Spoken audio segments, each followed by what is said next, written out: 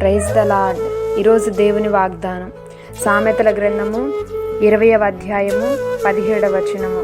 మోసము చేసి తెచ్చుకున్న ఆహారము మనుషులకు బహు ఇంపుగా నుండును, పిమ్మట వాని నోరు మంటితో నింపబడును.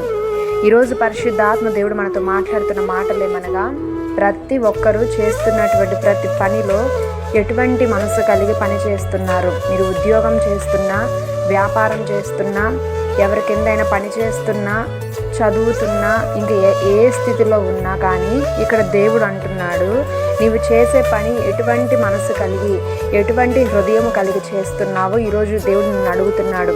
ఎందుకనంటే ఎదుటివారిని కనుక మనం మోసము చేసి అన్యాయము చేత నేను ఏదో 4 తప్పుడు మాటలు చెప్పి, మోసకరమైన మాటలు చెప్పి ఎదుటివారిని మోసం చేసి డబ్బు సంపాదించాలనే ఆలోచన కనుక నీవు కలిగి ఉన్నట్లయితే సాతాను నీ హృదయములో చోటు చేసుకొని ఉన్నాడు. దాని వలన నీకు శాపమే కానీ ఆశీర్వాదం రాదు.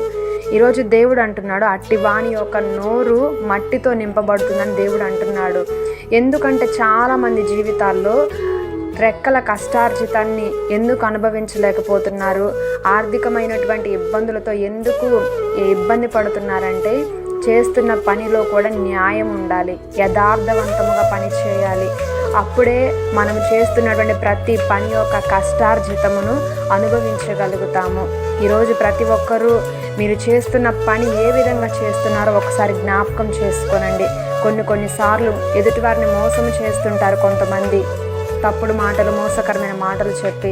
ఇంకొంతమంది అయితే యజమానులు ఉన్నప్పుడు ఒక విధముగా, యజమానులు లేనప్పుడు ఇంకొక విధంగా చేస్తుంటారు. చదువుతున్నటువంటి స్టూడెంట్స్ అయినా కానీ, ఎగ్జామ్స్ విషయంలోనైనా, చదివే విషయంలోనైనా, ఏ విధముగా మీరు ఎగ్జామ్స్ రాస్తున్నారు, ఏ విధంగా చదువుతున్నారు ఒకసారి జ్ఞాపకం చేసుకొని, ఎక్కడ ఉన్నా కానీ దేవుడు మనల్ని చూస్తున్నాడు అని యథార్థవంతంగా మనం ముందుకు సాగినట్లయితే మన చేతుల కష్టార్జితం మనం అనుభవించగలుగుతాము. కాబట్టి ఈ శాపం మన మీద ఈరోజు లేకుండా ఆయన శిలువ ద్వారా మన శాపాన్ని కొట్టివేశాడు. కాబట్టి యథార్థవంతమైన మనసుతో మనం పని చేద్దాము. తప్పకుండా ప్రభువు ఇచ్చే ఆశీర్వాదాలు ఆర్థికంగా మనం పొందుకుంటాము. అటువంటి ఆర్థికమైన ఆశీర్వాదాలు ఈరోజు పరిశుద్ధాత్మ మన అందరికీ దయచేయునుగాక. ఆమేన్.